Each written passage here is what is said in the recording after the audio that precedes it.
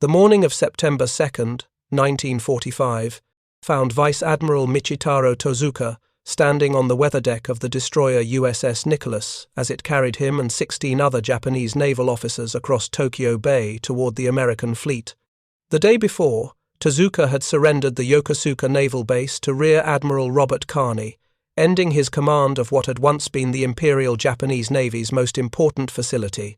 Now, as the destroyer cut through the early morning mist, Tozuka's practiced eye began counting the silhouettes emerging from the haze.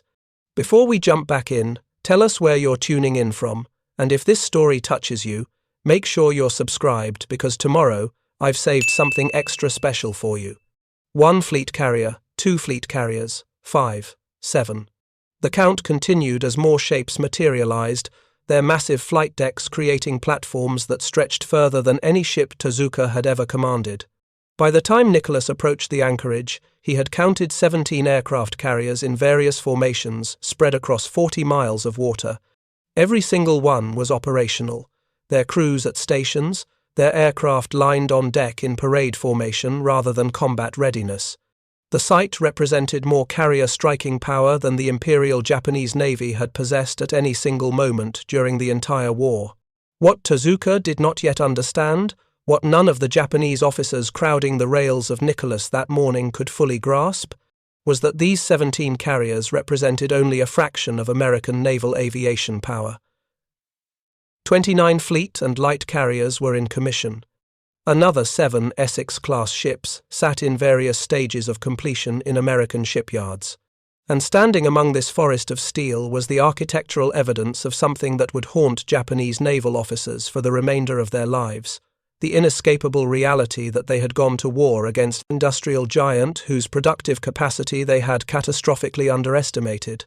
If you're enjoying this deep dive into the story, hit the subscribe button and let us know in the comments from where in the world you are watching from today.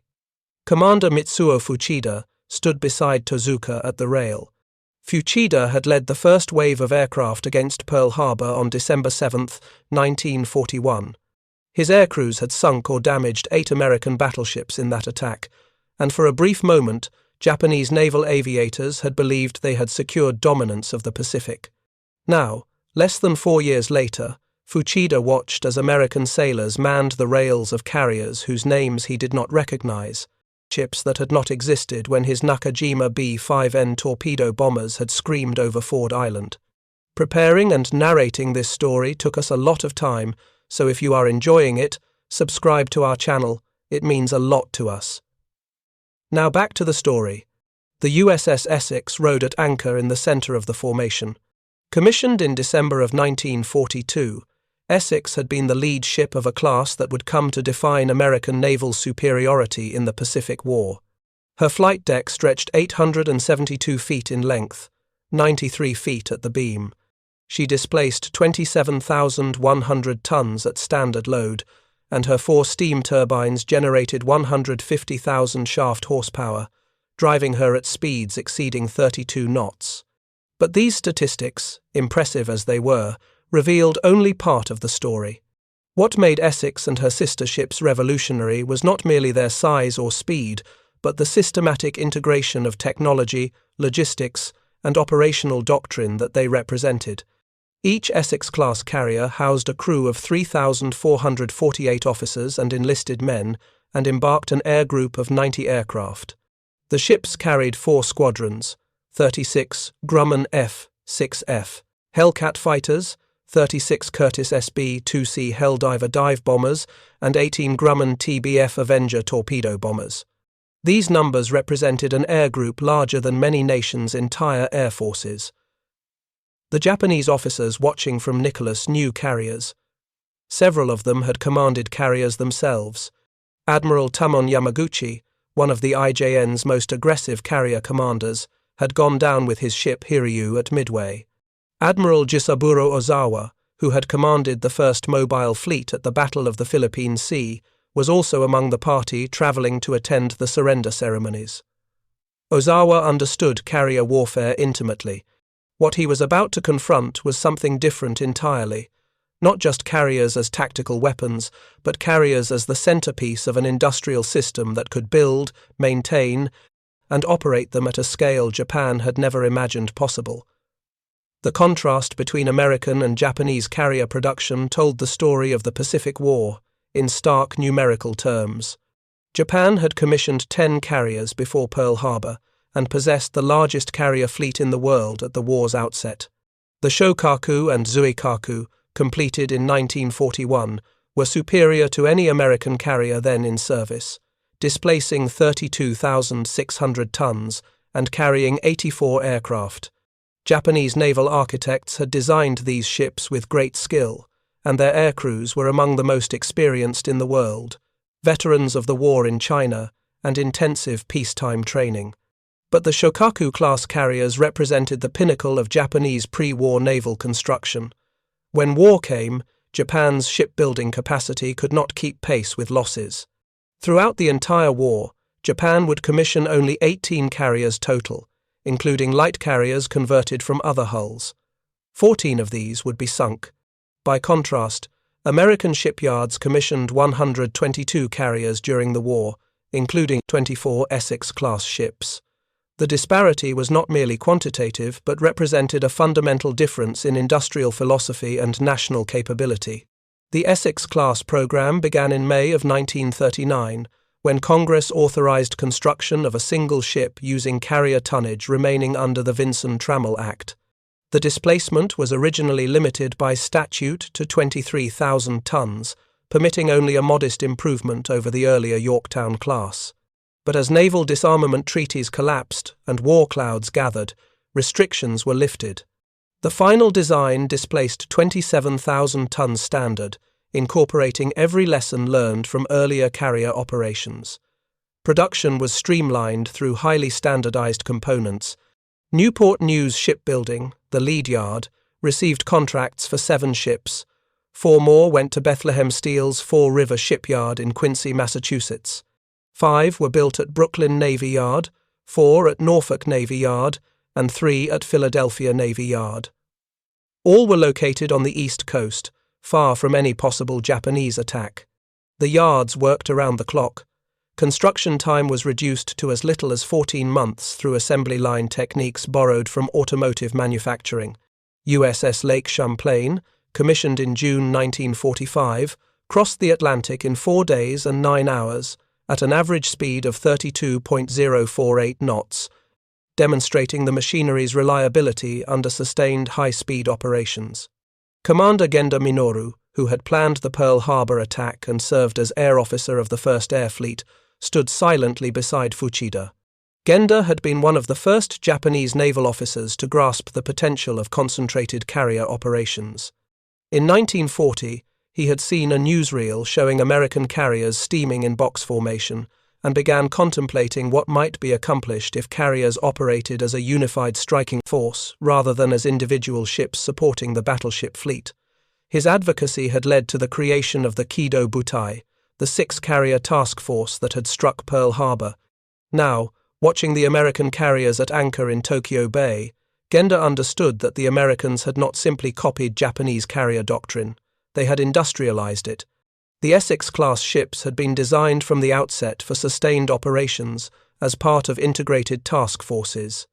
Each carrier possessed 4 elevators capable of moving aircraft between the hangar deck and flight deck in 90 seconds. 2 steam catapults could launch a fully loaded aircraft every 30 seconds. Most critically, the carriers had been designed to operate continuously, cycling aircraft around the clock in sustained combat operations. The technical specifications revealed the systematic American approach to naval aviation. Each Essex-class carrier embarked 240,000 gallons of aviation gasoline, enough to support 16 days of steaming at 25 knots, with air operations on 10 of those days. The ship's magazines carried 1,900 tons of munitions, including bombs, torpedoes, rockets, and ammunition for both aircraft and the ship's defensive armament. The anti-aircraft battery alone included 4 twin 5-inch 38 caliber gun mounts, 8 quadruple 40mm Bofors mounts, and 46 20mm Oerlikon cannons. Later ships commissioned in 1944 and 1945 mounted up to 124 40mm guns and 70 20mm cannons, creating defensive fire so intense that even determined kamikaze attacks often failed to reach the ship. The Japanese carriers at war's beginning had been optimized for offense, emphasizing aircraft capacity and range at the expense of protection and damage control. Shokaku and Zuikaku could each carry 84 aircraft, but their defensive armament was limited. More critically, Japanese carriers lacked effective damage control organizations. On Japanese carriers, damage control was the responsibility of a specially trained cadre of engineering personnel who were frequently killed by initial hits, leaving untrained crew members unable to contain fires and flooding. American carriers distributed damage control responsibilities throughout the crew. Every sailor received training in firefighting and damage control procedures. This organizational difference proved decisive in combat. USS Franklin, an Essex-class carrier, demonstrated this survivability on March 19, 1945. Operating off the coast of Japan, Franklin was hit by 2 bombs that penetrated the flight deck and detonated in the hangar bay among fueled and armed aircraft. The resulting fires and explosions killed 724 men and wounded 265. The ship's captain was given permission to abandon ship, but refused. Damage control parties brought the fires under control. Franklin steamed to Brooklyn under her own power and was repaired. No Japanese carrier ever survived comparable damage. The sun climbed higher as Nicholas approached the anchored battleship USS Missouri. The surrender ceremony would take place on Missouri's veranda deck, broadcast to the world by radio. But before the formal proceedings began, the Japanese officers would have several hours to observe the American fleet. Many would spend that time studying the carriers, trying to understand how ships of this size and capability could have been produced in such numbers.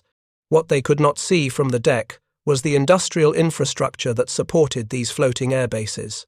Behind each carrier stood shipyards with thousands of workers, rolling mills producing thousands of tons of steel, foundries casting armor plate, factories producing engines and boilers, electrical contractors wiring thousands of circuits, ordnance plants loading, and millions of rounds of ammunition.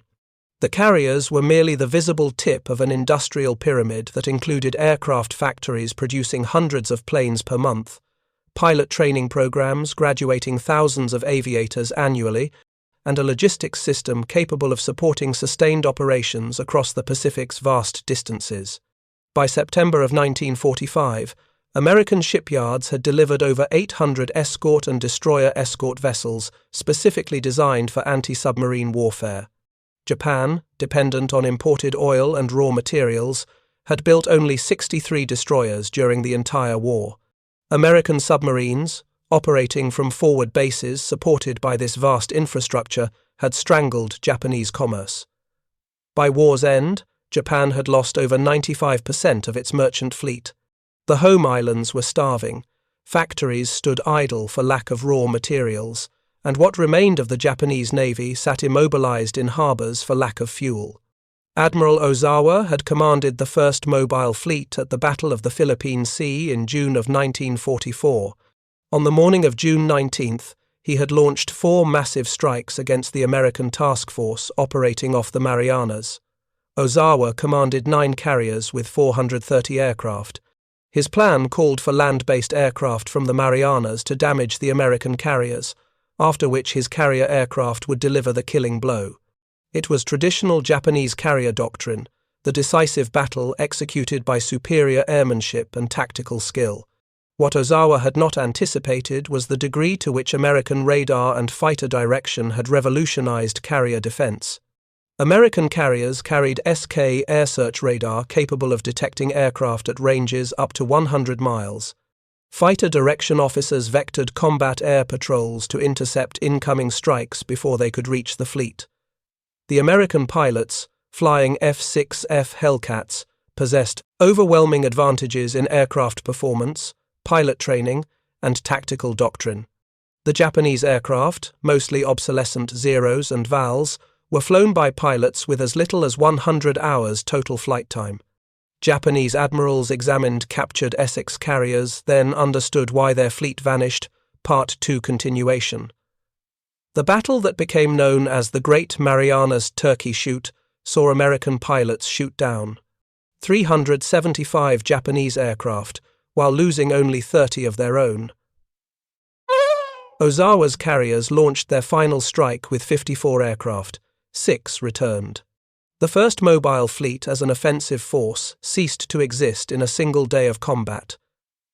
2 Japanese carriers were sunk by American submarines. A third was sunk by aircraft from the Essex-class carriers that Ozawa's planes had failed to reach. In his post-war interrogation by officers of the United States Strategic Bombing Survey, Ozawa would describe the battle with a candor born of defeat. "The enemy's radar-controlled interception was perfect," he stated. "Their pilots displayed overwhelming superiority in every aspect of air combat. Our attacks were defeated before they could reach effective range. The mobile fleet air groups ceased to exist as a combat force." The Strategic Bombing Survey interrogations, conducted in Tokyo during October, November, and December of 1945, provided American intelligence officers with unprecedented access to the thinking of Japan's wartime leadership. More than 700 Japanese military, government, and industrial officials were questioned about every aspect of the war. The interrogators discovered that many senior Japanese officers had recognized American industrial superiority, but had failed to translate that recognition into strategic adjustments. Admiral Soemu Toyoda, who had served as chief of the Naval General Staff, acknowledged in his interrogation that Japan's strategy had been built on flawed assumptions. "We believed that American casualties would erode popular support for the war," he explained. "We calculated that even if Japan lost the initial battles, American democracy's weakness would force a negotiated peace. This assessment proved catastrophically wrong. American industrial production increased throughout the war. Their ability to replace losses exceeded anything in our planning." The numbers bore out Toyoda's admission. In 1943 alone, American shipyards launched more carrier tonnage than the combined wartime output of all other major powers. By mid-1944, the United States Navy enjoyed a nearly 2-to-1 superiority in carrier aircraft capacity over Japan, a gap that would only widen as the war continued. Even if Japan had won decisively at the Battle of Midway in June 1942, American production would have achieved parity by September 1943 and overwhelming superiority by mid-1944. The Japanese officers standing on Nicholas understood these realities now, but their understanding came too late.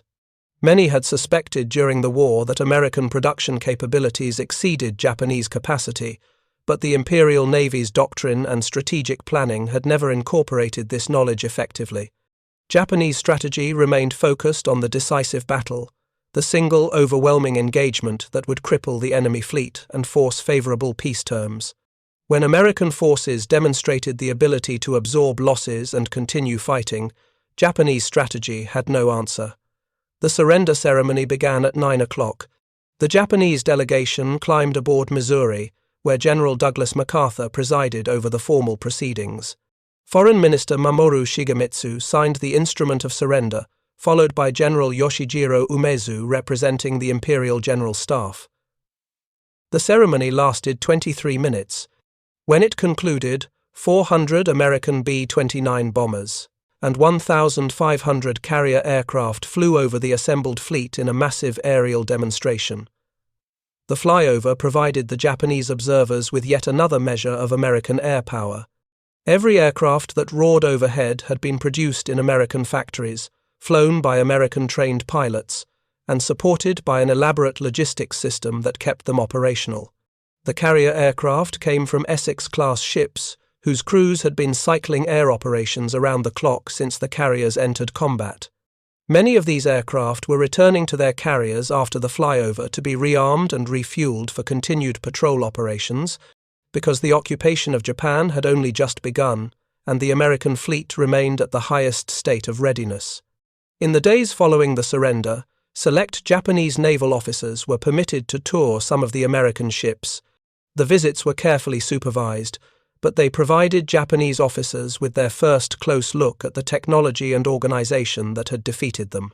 Commander Fuchida later wrote about his tour of an Essex-class carrier, describing his reactions in memoirs that would be published after the war. What struck Fuchida most was not the size of the ship, impressive though that was, but the systematic integration of every element. The hangar deck stretched for hundreds of feet, with aircraft positioned for rapid movement to the elevators. Machine shops, spare parts storage, and maintenance facilities occupied dedicated spaces with clear traffic patterns. The ready rooms where pilots received their briefings were equipped with maps, models, and communications equipment. Everything had been designed for efficiency and sustained operations. The Combat Information Center particularly impressed the Japanese visitors. American carriers carried sophisticated radar systems for both air search and surface search. The CIC coordinated all tactical information, tracking friendly and enemy aircraft, directing the combat air patrol, and managing the defensive fire of the escorting vessels. Japanese carriers had nothing comparable. Their command and control systems remained centered on the bridge, where the captain and air officer attempted to manage operations without the benefit of centralized information processing. If you find this story engaging, please take a moment to subscribe and enable notifications. It helps us continue producing in-depth content like this. The damage control organization aboard the Essex-class carriers operated on principles entirely foreign to Japanese practice. Damage control parties were distributed throughout the ship, with responsibility assigned to every division. Multiple fire mains provided redundancy. Foam generators could flood the hangar deck with firefighting foam. Aviation gasoline lines incorporated shutoff valves at multiple points and could be purged with inert carbon dioxide gas. Magazines had been designed to prevent sympathetic detonation. The entire ship had been conceived as a system designed to survive battle damage and continue operations. These organizational and technical advantages were multiplied across an entire class of ships. By September 1945, 17 Essex-class carriers had seen combat. 11 more had been commissioned but arrived too late to see action. 7 additional ships would be completed after the war. The United States Navy possessed more Essex-class carriers in commission than Japan had commissioned carriers of all types during the entire war. And this figure excluded the 9 Independence-class light carriers built on cruiser hulls, the 3 Midway-class supercarriers commissioned in 1945 and 1946, and the 100 escort carriers that had provided anti-submarine protection and close air support throughout the war. The pilot training programs revealed perhaps the starkest contrast between American and Japanese approaches to carrier aviation. In 1941, Japanese naval aviators averaged 700 flight hours before being assigned to fleet carriers. They were superb pilots, products of rigorous selection and intensive training. But when these elite aviators were lost in combat, Japan lacked the infrastructure to replace them. Fuel shortages limited training flights. Experienced instructors were recalled to combat units rather than remaining in training commands to pass on their knowledge. By mid-1944, Japanese replacement pilots averaged fewer than 200 hours total flight time, with some having as little as 100 hours in operational aircraft types. American pilot training followed a different model. The United States Navy Training Command operated 14 air stations with 10,000 training aircraft. Monthly pilot production exceeded losses by a factor of 3. Each pilot progressed through primary, basic, advanced, and operational training phases. Combat veterans rotated home as instructors, ensuring that tactical lessons learned in battle were immediately incorporated into the curriculum. By the Battle of the Philippine Sea, American carrier pilots averaged over 600 hours of flight time, with squadron leaders often having over 1,000 hours. This advantage in pilot quality, combined with superior aircraft and radar-directed intercept capabilities, produced the lopsided air battles that characterized the last 2 years of the Pacific War. Aircraft production statistics told a similar story. In 1941, Japan produced 2,120 aircraft of all types, including trainers. American production that same year totaled 5,888 aircraft. By 1944, Japanese production had peaked at 28,180 aircraft, an impressive increase that reflected the desperate requirements of a losing war. American production that same year reached 96,863 aircraft. American factories produced more aircraft in 1944 alone than Japan produced during the entire war. The quality of these aircraft also diverged dramatically. The Mitsubishi A6M0 fighter, revolutionary in 1940, received only minor improvements during the war. Its maximum speed of 331 miles per hour and lack of armor protection made it increasingly vulnerable to newer American fighters. The Grumman F-6F Hellcat, which entered service in mid-1943, could reach 380 miles per hour, carried heavy armor protection for the pilot, and mounted 6.50 caliber machine guns with combined firepower that could destroy a Zero in a single burst. American aircraft designers continuously incorporated combat lessons into new models. The F-6U Corsair, which began operating from Essex-class carriers in late 1944, could reach 420 miles per hour and climb to 20,000 feet in under 8 minutes. Japanese aircraft production suffered from multiple constraints beyond simple numerical capacity. Critical shortages of aluminum forced manufacturers to substitute inferior materials. Engine production struggled to keep pace with airframe production, and average horsepower remained static, while American engines doubled in power. Most critically, Japan lacked the industrial depth to incorporate technological advances discovered in combat. American factories could retool production lines to include new features in a matter of weeks. Japanese factories, working with limited resources and suffering from Allied bombing, could not match this flexibility.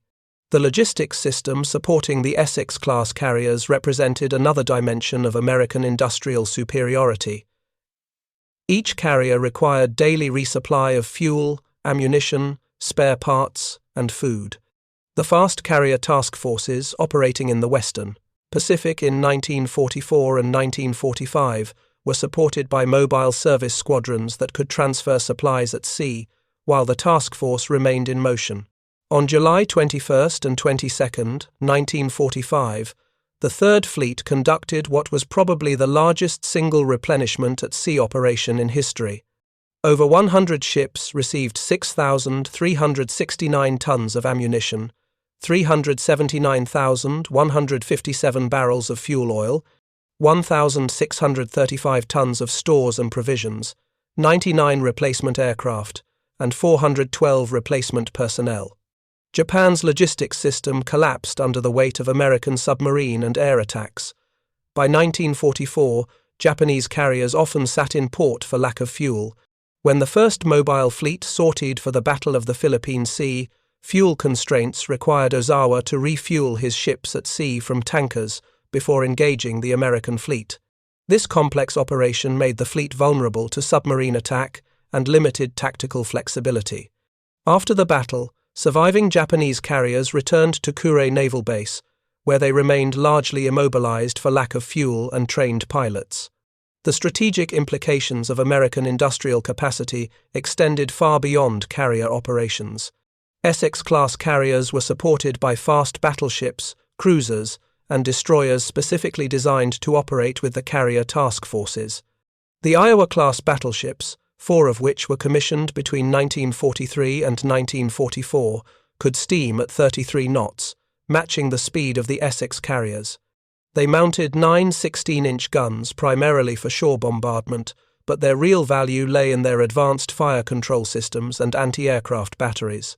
Each Iowa-class battleship mounted 20 quadruple 40mm Bofors mounts and 49 20mm Oerlikon cannons, creating a mobile anti-aircraft platform that protected the carriers from air attack. The destroyer force supporting carrier operations grew to unprecedented size during the war. American shipyards commissioned over 350 destroyers and destroyer escorts between 1941 and 1945. These ships provided anti-submarine screening, anti-aircraft defense, and conducted independent surface actions against Japanese naval forces. The Fletcher-class destroyers, 175 of which were commissioned during the war, displaced 2,500 tons and mounted 5 5-inch dual-purpose guns, 10 torpedo tubes, and depth charge racks. They could steam at 37 knots and had sufficient endurance to accompany the carriers on extended operations. Japan built 63 destroyers during the war, less than one-fifth American production. Japanese destroyer doctrine emphasized offensive torpedo attacks against enemy warships, and Japanese destroyers mounted the formidable Type 93 Long Lance torpedo. But as American radar and fire control systems improved, Japanese destroyers found themselves outgunned in night actions, where they had previously held the advantage. By 1944, American destroyers were sinking Japanese destroyers with increasing regularity in surface actions, where American radar allowed them to open fire at ranges beyond Japanese visual detection capabilities. The submarine war in the Pacific demonstrated another critical asymmetry. American submarines, operating under an unrestricted warfare doctrine, systematically destroyed Japanese merchant shipping. By war's end, American submarines had sunk over 1,300 Japanese merchant ships totaling over 5 million tons, effectively severing the sea lanes that connected Japan's resource-poor home islands to the conquered territories of Southeast Asia that supplied oil, rubber, bauxite, and other critical raw materials. Japanese anti-submarine warfare remained primitive throughout the war. Japanese destroyers lacked effective sonar, depth charges were often defective, and doctrine emphasized fleet operations rather than convoy escort. Japanese submarines, by contrast, were directed primarily against American warships rather than merchant shipping. This strategic choice reflected Japanese naval doctrine's emphasis on the decisive fleet engagement. Sinking merchant ships was seen as a distraction from the primary mission of destroying enemy warships. Japanese submarines did sink several American warships, including the carriers Wasp and Yorktown, but the strategic impact was minimal compared to the devastating effect of American submarine attacks on Japanese logistics. Japanese admirals examined captured Essex carriers, then understood why their fleet vanished. Part 3 final. Officers had misunderstood the nature of the conflict they were fighting. Captain Yasuji Watanabe, who had served on Admiral Yamamoto's staff, acknowledged that Japanese intelligence had failed to grasp the implications of American industrial mobilization. "We knew American production exceeded our own," Watanabe stated in his interrogation. "But we believed quality would prevail over quantity, that superior tactics and better trained personnel would offset material disadvantages. We did not anticipate that American forces would possess both quantitative and qualitative advantages by the war's midpoint." This failure of imagination had strategic consequences that cascaded throughout the Japanese war effort. Admiral Yamamoto himself had warned before the war that Japan could run wild for 6 months to a year, but that he had utterly no confidence about the second or third year. Yamamoto understood American industrial potential from his time as a naval attaché in Washington and his studies at Harvard. But even Yamamoto's pessimistic assessments underestimated how quickly American mobilization would shift the balance of power in the Pacific. The Battle of Midway in June 1942 had been Japan's best opportunity to inflict a decisive defeat on American carrier forces. Admiral Yamamoto had assembled a massive fleet, including 4 fleet carriers, 2 battleships, 3 cruisers, and 12 destroyers for the carrier strike force alone. Supporting forces included 2 additional light carriers, 5 battleships, 4 cruisers, and 12 destroyers. The plan was complex, involving diversionary attacks on the Aleutian Islands and a main assault on Midway Atoll, designed to draw out and destroy the American carrier fleet. But American codebreakers had deciphered Japanese communications, and Admiral Chester Nimitz positioned his 3 available carriers, Enterprise, Hornet, and Yorktown, to ambush the Japanese strike force. On the morning of June 4th, American dive bombers caught the Japanese carriers with their decks crowded with fueled and armed aircraft. 4 Japanese carriers, Akagi, Kaga, Soryu, and Hiryu, were sunk in exchange for Yorktown. Japan lost 275 aircraft and more than 3,000 men, including many of the experienced pilots and maintenance personnel who formed the core of Japanese naval aviation capability. Admiral Nagumo, who commanded the carrier strike force at Midway, would survive the battle only to see his career decline as Japanese fortunes waned. In his post-war interrogations, officers who had served under Nagumo described a commander overwhelmed by the complexity of carrier operations and unable to make rapid decisions under pressure. The loss at Midway was attributed to multiple factors, but Nagumo's indecisiveness when confronted with unexpected American carrier presence was identified as a critical failure point. What the Japanese did not realize at the time was that even the catastrophic defeat at Midway could not prevent eventual American numerical superiority. In June of 1942, the United States had 3 large carriers operational in the Pacific. Under construction were 13 fleet carriers and 15 escort carriers. Even if all 3 American carriers at Midway had been sunk, American production would have achieved parity with Japanese carrier strength by September 1943 and overwhelming superiority by mid-1944. Japan's only path to victory required forcing a negotiated peace before American industrial mobilization reached full capacity. After Midway, that window was closed. The Central Pacific Campaign that began with the invasion of Tarawa in November 1943 demonstrated the new reality of American naval power. Task Force 58, built around Essex-class carriers, conducted preliminary strikes that destroyed Japanese air power in the Gilbert Islands before a single Marine landed on the beaches. The pattern would be repeated at Kwajalein, Eniwetok, Saipan, Guam, Tinian, Peleliu, Iwo Jima, and Okinawa.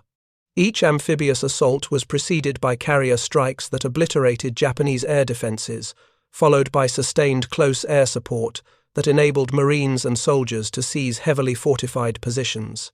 Admiral Ozawa, watching the surrender ceremony from his position among the Japanese delegation, understood that the defeat was not merely military but philosophical. Japanese naval doctrine had remained fixated on the decisive battle, the single engagement that would determine the war's outcome, following the model of the Battle of Tsushima in 1905, where Admiral Togo had annihilated the Russian fleet.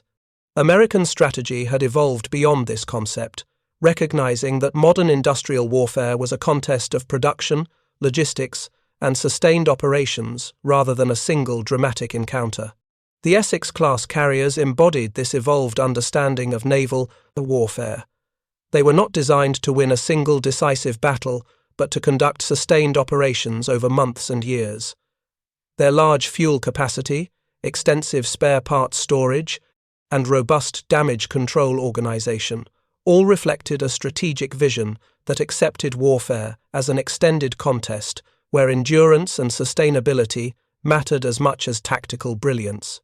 The carriers were designed to be repaired and returned to service, to train new pilots while operating, to incorporate technological improvements through modernization programs. They were weapons built for a long war. Japanese carriers, by contrast, had been optimized for the knockout punch. Their large air groups and long-range aircraft were designed to strike first and strike hard, delivering overwhelming firepower before the enemy could respond. This doctrine had worked brilliantly at Pearl Harbor and in the Indian Ocean raids of 1942. But when American forces demonstrated the ability to absorb initial blows and respond with sustained counterattacks, Japanese doctrine had no answer. The kamikaze attacks that began in October 1944 represented Japan's final attempt to offset American material superiority through tactical innovation. If conventional air attacks could not penetrate American defenses, perhaps suicide attacks could. The logic was grimly rational. Japan lacked the fuel and trained pilots to conduct conventional carrier operations, but it could take barely trained pilots, put them in aircraft loaded with explosives, and direct them to crash into American ships. Each kamikaze required only enough fuel for a one-way mission and pilot training sufficient to keep the aircraft in the air until the target was sighted. The kamikaze campaign inflicted significant casualties on American forces. At Okinawa, kamikaze attacks sank 36 American ships and damaged 368 others. Over 4,900 American sailors were killed in kamikaze attacks during the Okinawa campaign alone, but the strategic impact was limited because American industrial capacity could replace losses faster than Japan could inflict them. For every ship sunk, another was commissioned. For every pilot killed, 10 graduated from training programs. The mathematics of attrition favored the power with deeper reserves. The Essex-class carriers proved remarkably resistant to kamikaze damage. USS Franklin, hit by bombs rather than a kamikaze but suffering comparable damage, survived fires and explosions that would have destroyed a Japanese carrier. USS Bunker Hill survived 2 kamikaze hits on May 11, 1945, that killed 396 men and wounded 264. The carrier made it back to Pearl Harbor under its own power and was under repair when the war ended. Not a single Essex-class carrier was sunk during the war, despite several being hit by bombs, torpedoes, or kamikazes. The final months of the war saw Essex-class carriers conducting strikes directly against the Japanese home islands. In July and August of 1945, carrier aircraft from Task Force 38 struck targets across Honshu and Hokkaido. The attacks destroyed what remained of the Japanese Navy, sinking or damaging every major warship still afloat. Battleship Nagato, Admiral Yamamoto's flagship at Pearl Harbor, was bombed to a wreck in Yokosuka Harbor. The carriers Amagi and Katsuragi were sunk or damaged at Kure Naval Base. The converted battleship carriers Ice and Hyuga were reduced to burned-out hulks. Admiral Toyoda, in his Strategic Bombing Survey interrogation, described the final phase of the war with resignation bordering on despair. By July of 1945, our fleet existed only on paper. We had ships, but no fuel to operate them. We had aircraft, but no trained pilots. We had ammunition, but no way to deliver it to the enemy. The American carriers could strike our home islands at will, and we lacked any means to prevent them. The surrender ceremony concluded with General MacArthur's closing words.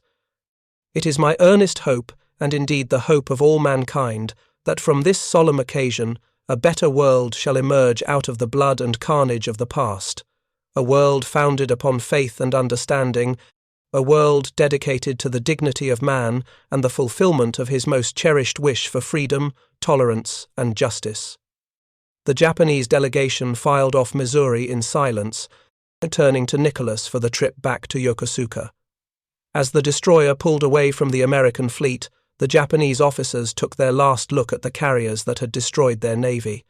The sight would haunt them for the remainder of their lives, not because of the physical destruction those carriers had wrought, but because of what they represented. Each Essex-class carrier was evidence that Japan had fundamentally misunderstood the nature of modern warfare. Victory in the industrial age required not just tactical skill and operational excellence, but the economic capacity to sustain those capabilities over extended periods against an enemy who could match or exceed your efforts. The post-war years would see many of the Japanese officers who witnessed the surrender return to civilian life and attempt to rebuild their shattered nation. Commander Fuchida would become a Christian evangelist, touring America and Europe to speak about reconciliation and peace. Admiral Ozawa would briefly serve as a member of the Japanese Diet before retiring from public life. Many would write memoirs attempting to explain Japan's defeat and draw lessons for future generations. A common theme in these memoirs was acknowledgement of American industrial superiority. "We fought bravely," one officer wrote. "Our tactics were sound, our training was excellent, but we were attempting to wage modern war with pre-modern industrial capacity. No amount of courage or skill could overcome that fundamental disadvantage." The Essex-class carriers would continue to serve long after the war ended. Several were modernized with angled flight decks, steam catapults, and other improvements that allowed them to operate jet aircraft. USS Lexington, completed in 1943, remained in commission until 1991, serving as a training carrier for the final decades of her career. USS Oriskany, the last Essex-class carrier to see combat, participated in operations during the Vietnam War, before being decommissioned in 1976. 4 Essex-class carriers have been preserved as museum ships. USS Hornet serves as a museum in Alameda, California. USS Yorktown is preserved in Charleston, South Carolina. USS Intrepid serves as the centerpiece of the Intrepid Sea, Air, and Space Museum in New York City. USS Lexington is preserved in Corpus Christi, Texas. Visitors to these ships can walk the same decks that Japanese officers walked in September 1945 and see for themselves the technology and organization that transformed naval warfare. The legacy of the Essex-class carriers extended far beyond their direct military contributions. They established the template for American naval aviation that would dominate the post-war era. The supercarriers of the Cold War, nuclear-powered and displacing over 90,000 tons, were direct descendants of the Essex class. They retained the same emphasis on sustained operations, robust damage control, and integration with supporting forces that had characterized their World War II predecessors. The doctrine of power projection through carrier-based aviation, perfected during the Central Pacific Campaign, became the foundation of American naval strategy for the remainder of the 20th century and beyond. The Japanese naval officers who witnessed the surrender understood that they had not simply lost a war, but had been present at a transformation in the nature of naval power itself. The battleship era had ended at Pearl Harbor, when Japanese carrier aircraft demonstrated that air power could sink capital ships. The carrier era had begun in earnest, but it was an era that Japan, despite pioneering many carrier warfare concepts, would not dominate. That distinction would belong to the United States, whose industrial capacity and systematic approach to naval aviation had created a form of warfare that Japan could not match. Thank you for watching. For more detailed historical breakdowns, check out the other videos on your screen now, and don't forget to subscribe. On a quiet morning in Tokyo Bay, with the sun rising over a defeated nation and the largest concentration of naval power ever assembled riding at anchor, a group of Japanese admirals had understood, perhaps for the first time with complete clarity, why their fleet had vanished. The answer lay not in tactical failures or strategic miscalculations, though there had been many of both. The answer lay in the rows of Essex-class carriers stretching across the horizon, each one a floating testament to an industrial capacity that Japan had underestimated, a systematic approach to warfare that Japan had not matched, and a national commitment to victory that had overcome every obstacle. Vice Admiral Tozuka would live until 1966, long enough to see Japan rebuild into an economic power whose industrial capacity would rival any nation on Earth. In his final years, he occasionally spoke about the morning he watched the surrender from the deck of USS Nicholas and what he had learned from seeing 17 American carriers at anchor in Tokyo Bay. "We thought we were fighting a naval war," he said. "We believed victory would go to the nation with better ships and better sailors. We were wrong. Victory went to the nation with better factories. The vibration of a carrier's machinery beneath your feet, the smell of aviation fuel and hydraulic fluid, the sound of aircraft engines warming up on the flight deck, these sensations were familiar to every carrier sailor in 1945. But for American sailors, those sensations represented something different than they did for Japanese sailors. For Americans, they represented the power of a nation that could build carriers faster than any enemy could sink them, train pilots faster than any enemy could shoot them down, and sustain operations longer than any enemy could endure. The Essex-class carriers had not simply won a war. They had demonstrated a new form of naval power that would shape the strategic calculations of every major power for generations to come. The lesson learned at enormous cost in the Pacific between 1941 and 1945, that control of the seas required not just naval skill but industrial depth, would resonate throughout the Cold War and beyond. The carriers that rode at anchor in Tokyo Bay on September 2, 1945, were more than weapons. They were symbols of a nation's capacity to mobilize resources on an unprecedented scale, and proof that in modern warfare, industrial capacity was as decisive as tactical brilliance. The flight decks that never slept had indeed changed the world. and the Japanese admirals who examined those carriers in September 1945 understood finally and completely why their fleet had vanished into history while American naval power reached heights never before achieved in human conflict. The answer had been there all along, visible in every rivet and weld, in every system and procedure, in every aircraft and every sailor. The Essex-class carriers were not just ships. They were the physical manifestation of American industrial might, and in the final analysis, industrial might had been the decisive factor in the Pacific War. Up next, you've got two more standout stories right on your screen. If this one hits the mark, you won't want to pass these up. Just click and check them out. And don't forget to like, subscribe and turn on the notification bell so you don't miss any upload from us.